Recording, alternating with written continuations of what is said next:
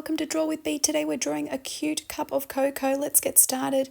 Doing one line on the left hand side and on the right. We're going to join them, do a curved line at the bottom there. Then what I'm also going to do is the handle. So we do a half circle here and then another little half circle in between there.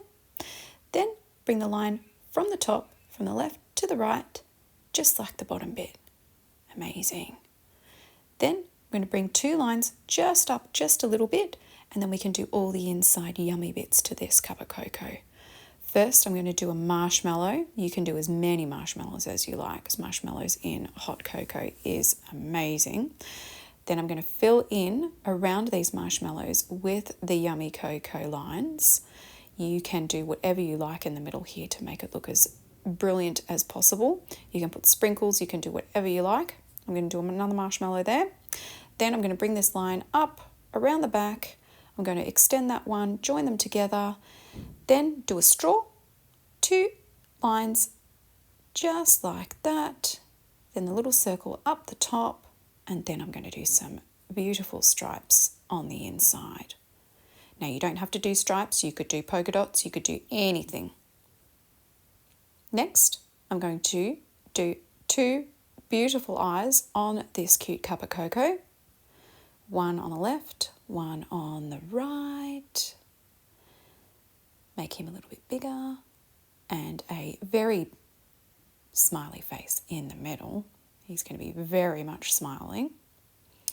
Then I'm going to do two little circles underneath to show where I'm going to colour in some cute little pink cheeks. Reflection dots on the inside of the eyes to make him even more super cute. Two eyebrows. Definitely needs eyebrows, this cup of cocoa. Then what I'm going to do is just do a few more lines in the middle of this cocoa to make it look amazing. I'm going to colour him in. I'm going to fast forward it and I will see you back soon.